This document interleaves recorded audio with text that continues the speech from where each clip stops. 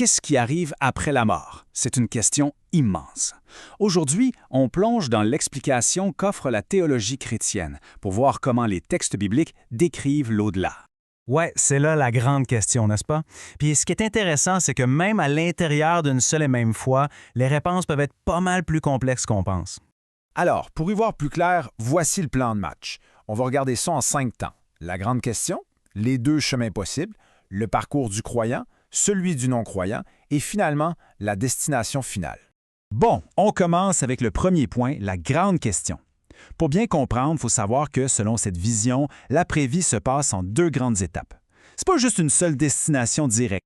Alors voilà, il y a d'abord ce qu'on appelle un état provisoire, qui est comme une sorte de phase temporaire, tout de suite après la mort. Puis ensuite, il y a l'état éternel, qui est la destination finale permanente. Et ça, c'est la structure de base pour tout le monde. OK, donc si tout le monde passe par ces 2 étapes, qu'est-ce qui fait la différence? Qu'est-ce qui détermine le chemin qu'on va prendre?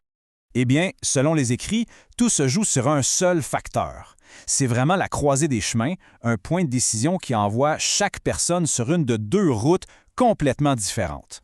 Ça nous amène donc à 2 groupes bien distincts, les croyants et les non-croyants. Leurs chemins après la mort ne sont pas du tout les mêmes, alors regardons ça de plus près. Commençons par le parcours du croyant. On va voir comment, de la mort, ce chemin mène à ce que les textes appellent une éternité glorifiée. Alors, pour le croyant, ça se passe comme ça.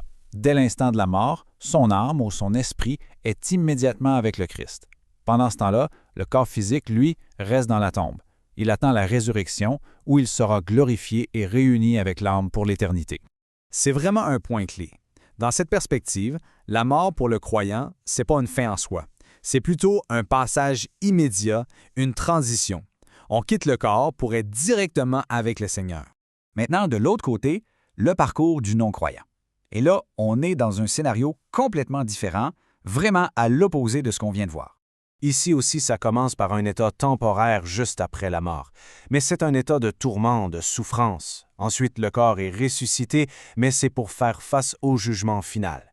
Et après ce jugement, la destination éternelle, c'est ce qui est appelé l'étang de feu. Pour donner une image de cette souffrance qui est décrite comme étant consciente et immédiate, la source cite souvent la parabole de l'homme riche et dit être en agonie dans les flammes. C'est une image très forte pour décrire cet état provisoire. Bon, on a vu les 2 états provisoires. Maintenant, passons aux destinations finales, les 2 réalités permanentes qui en découlent. Du côté des croyants, la destination finale, c'est un concept assez grandiose, les nouveaux cieux et la nouvelle terre. C'est décrit comme une sorte de création renouvelée, un endroit où ils vivront pour toujours avec leur corps qui aura été ressuscité et glorifié. Pour les non-croyants, la destination finale après le jugement est l'étang de feu.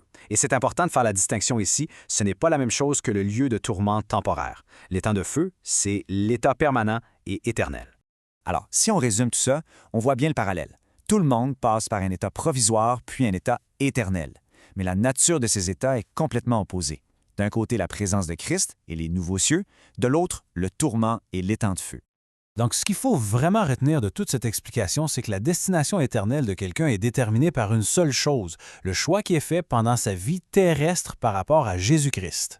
Cette structure en 2 temps, le provisoire suivi de l'éternel, c'est vraiment un pilier de cette vision théologique. Et ça soulève une question intéressante. Comment est-ce que d'autres systèmes de croyances, d'autres religions voient ce voyage après la vie? C'est une réflexion fascinante.